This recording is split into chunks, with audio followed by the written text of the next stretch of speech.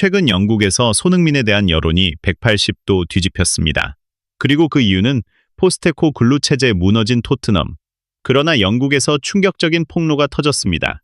선수들이 일부러 부상 복귀를 늦췄다는 소식. 믿기시나요? 축구 전문가 벤 포스터는 이렇게 지적했습니다. 선수들이 커리어를 망칠까 두려워 포스테코글루 체제에서 뛰기를 꺼리고 있다. 하지만 이 폭로는 모든 것을 뒤집어 놓았습니다. 그동안 부당한 비난을 받던 손흥민에 대한 시선이 달라졌습니다. 그는 자리를 지키며 주장으로서의 책무를 다했습니다. 이와 관련해 축구 레전드 앨런 시어로는 이렇게 말했습니다. 손흥민은 진정한 리더이며 끝까지 싸운 유일한 선수다. 도망친 선수들과 남은 선수들의 차이. 손흥민의 진짜 가치는 무엇일까요? 영국 현지 소식 지금 바로 알아보겠습니다. 토트넘의 부상 문제가 유럽 최악 수준이었다는 소식. 이게 정말 사실일까요? 영국 매체 더선은 지난 39경기 동안 토트넘이 무려 213명의 선수 결장을 기록했다고 전하며 이는 유럽 대항전에 참가 중인 영국 9개 구단 중 최악의 상황이라고 보도했습니다. 그리고 부상 원인에 대해 축구 전문가 글렌 호들은 포스테코글루 감독의 전술과 강도 높은 훈련이 문제라고 지적했죠. 하지만 상황은 곧 충격적인 폭로로 급반전되었는데요. 축구 전문가 벤 포스터는 이렇게 말했습니다. 선수들이 일부러 부상 핑계를 대며 복귀를 늦추고 있다.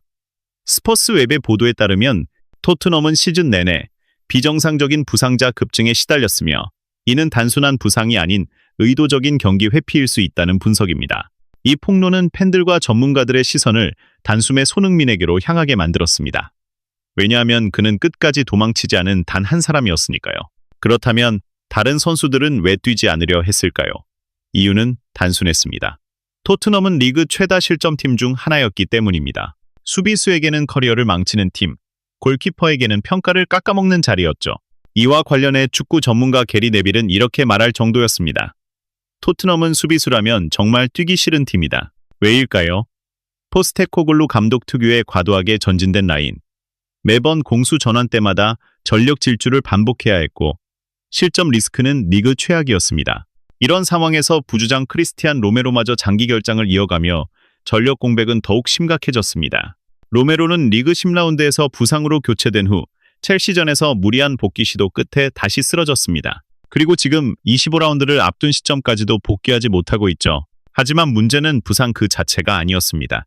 팀 내부 폭로가 터졌는데 로메로는 선수단과 포스테코글루 감독 간의 불화중심에 있었고 지금은 팀을 떠날 준비를 하고 있다는 것입니다. 놀랍게도 몇몇 축구 팬들은 그를 향해 현명한 선택이라고 말했습니다.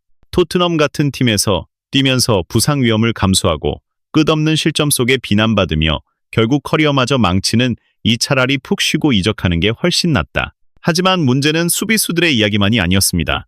공격수들 역시 같은 이유로 사라지고 있었는데요. 알다시피 토트넘은 스트라이커, 윙어, 풀백 중심의 공격을 펼치는 팀입니다. 이 전술에서 공격수들은 슈팅 기회를 얻기도 어려웠습니다. 특히 페드로 포로의 슈팅 난사 문제는 팬들 사이에서 항상 논란이었죠. 공격수보다 많은 슈팅을 시도하며 팀의 공격 흐름을 끊는다는 비판이 끊이지 않았습니다. 그리고 그 결과는 참혹했습니다. 솔로몬 메디슨, 브레넌 존슨 모두 부상자 명단에 이름을 올렸습니다. 하지만 그들의 부상이 정말 단순한 사고였을까요? 현지에서는 다른 목소리가 나오기 시작했습니다. 그들 역시 부상 복귀를 미루고 있다는 주장이었죠. 수비수들이 커리어를 지키기 위해 도망쳤다면 공격수들 또한 같은 이유로 복귀하지 않는다는 것입니다. 왜냐하면 이런 전술 아래에서 뛰는 건 커리어에 부진한 공격수라는 꼬리표를 붙이는 일이니까요. 결국 토트넘은 이렇게 무너지고 있었습니다. 수비수들은 도망쳤고 공격수들도 사라졌습니다. 하지만 그 와중에도 끝까지 남아 싸운 한 사람이 있었습니다. 그는 도망치지 않았고 부상을 핑계 삼지 않았죠. 팀의 추락을 남 탓으로 돌리지도 않았습니다. 그는 바로 손흥민, 토트넘의 주장이자 대한민국의 자존심이었습니다. 떠난 그라운드 위에서 손흥민은 홀로 남아 싸웠습니다. 그의 곁에는 리그에서 가장 어린 평균 연령의 스쿼드와 오랫동안 벤치를 달구며 출전 기회만 기다리던 검증되지 않은 선수들 뿐이었습니다. 이런 상황에서 제대로 된 경기 운영은 당연히 불가능했죠. 하지만 그는 어떠한 상황에서도 최선을 다하는 선수였습니다. 수비가 무너지면 자기 진영까지 내려와 태클을 했고 공격이 막히면 스스로 찬스를 만들기 위해 뛸 수 있는 한계까지 달렸습니다.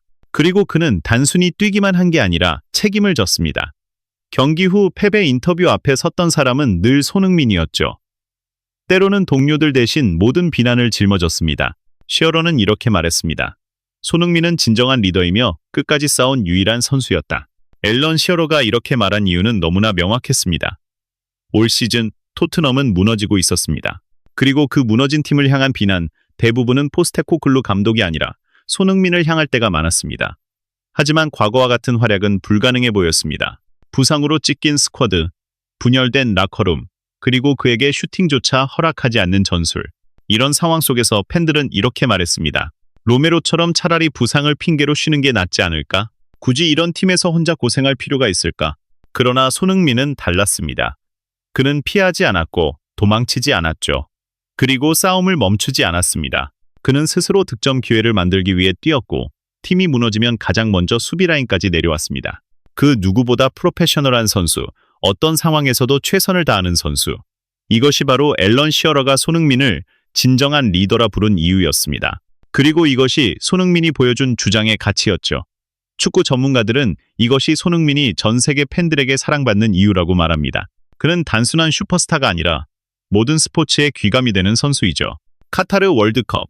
부상으로 얼굴뼈가 부서진 상태에서도 그는 마스크를 쓰고 그라운드에 섰습니다. 팀이 필요하다면 부상은 문제가 되지 않는다는 그의 플레이는 투혼 그 자체였습니다. 하지만 손흥민이 사랑받는 진짜 이유는 투혼 때문만이 아닙니다. 팬들은 손흥민의 득점에만 기뻐하는 게 아니라 그와 함께 싸웠기에 그를 사랑합니다. 그리고 손흥민과 함께했던 동료들은 그를 더 잘 알고 있습니다. 해리 케인은 말합니다. 반 다이크는 꼽습니다. 위르겐 클롭 감독은 단언합니다. 하지만 팬들이 손흥민을 응원하는 이유는 생각보다 단순합니다. 왜냐하면 그는 어떠한 상황에도 피하지 않고 어떠한 시련에도 도망치지 않으며 끝까지 싸우는 선수이기 때문입니다. 이것이 바로 손흥민이 전 세계 팬들에게 사랑받는 이유이죠. 이 영상이 마음에 드시나요? 좋아요, 구독, 공유를 눌러 저희를 지원해주세요.